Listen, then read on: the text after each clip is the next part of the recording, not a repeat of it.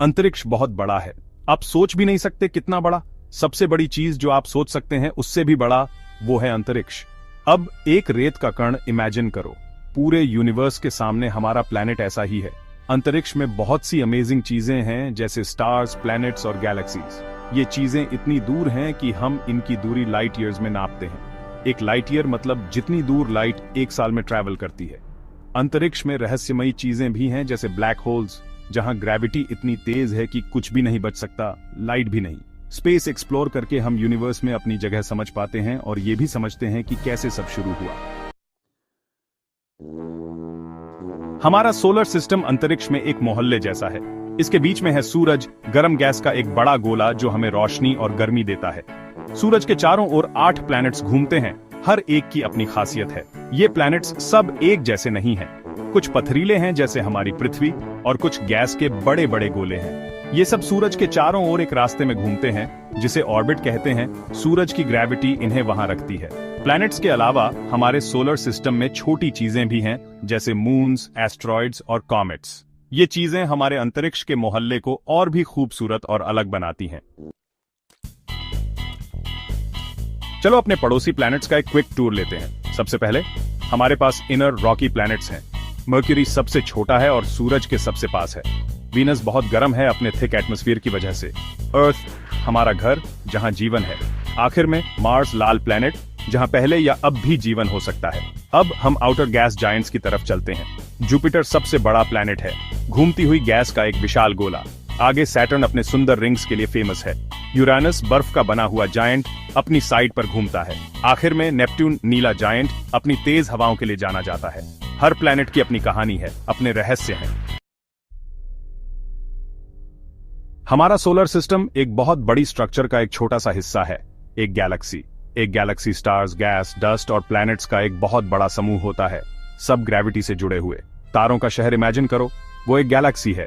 Universe में अरबों खरबों गैलेक्सीज हैं। ये अलग अलग शेप्स और साइजेस में आती हैं, जैसे स्पाइरल्स, एलिप्टिकल्स और इरेगुलर्स।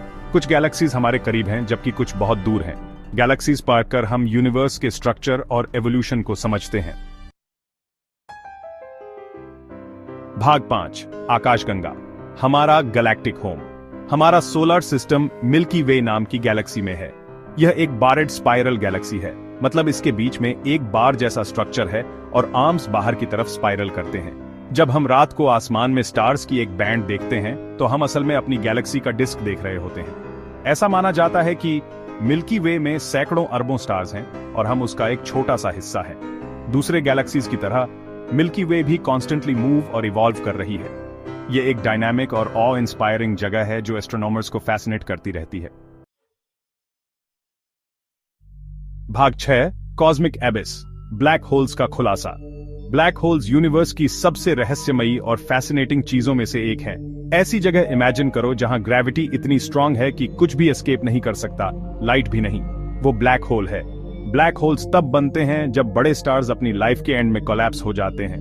ये स्पेस टाइम का एक ऐसा एरिया बनाते हैं जहां ग्रेविटी इतनी इंटेंस होती है कि ये यूनिवर्स के फैब्रिक को ही वॉर्प कर देती है।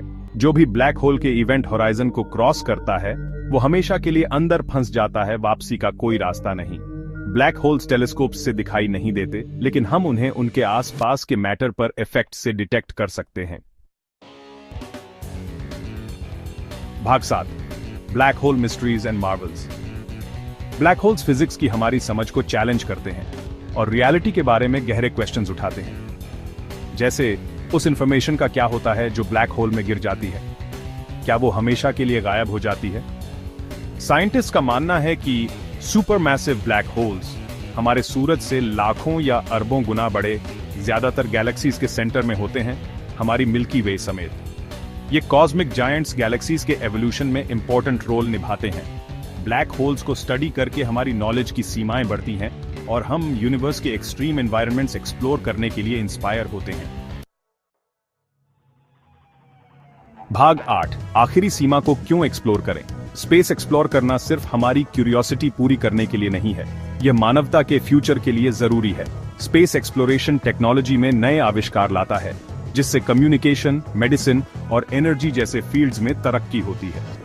दूसरे प्लैनेट्स को स्टडी करके हम अपने प्लैनेट के बारे में और उसे प्रोटेक्ट करने के तरीके के बारे में ज्यादा जान सकते हैं। जैसे वीनस और मार्स के एटमॉस्फेयर्स को समझकर हम अर्थ पर क्लाइमेट चेंज से लड़ने में मदद पा सकते हैं।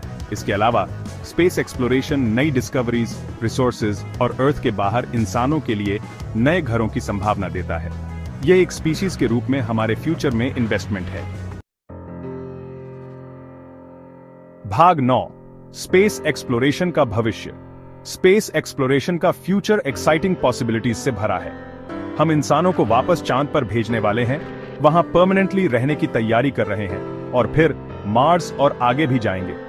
नई टेक्नोलॉजीज जैसे रियूजेबल रॉकेट्स और एडवांस्ड टेलीस्कोप्स स्पेस एक्सप्लोरेशन को पहले से ज्यादा एक्सेसिबल और अफोर्डेबल बना रही हैं। प्राइवेट कंपनीज भी इंपॉर्टेंट रोल निभा रही हैं और जो पॉसिबल है उसकी सीमाओं को आगे बढ़ा रही है। जैसे जैसे हम कॉस्मोस एक्सप्लोर करते रहेंगे, हमें ग्राउंड ब्रेकिंग डिस्कवरीज मिलेंगी जो आने वाली जनरेशंस को इंस्पायर करेंगी। यूनिवर्स बहुत बड़ा है और अजूबों से भरा है और एक्सप्लोरेशन का हमारा सफर अभी शुरू हुआ है।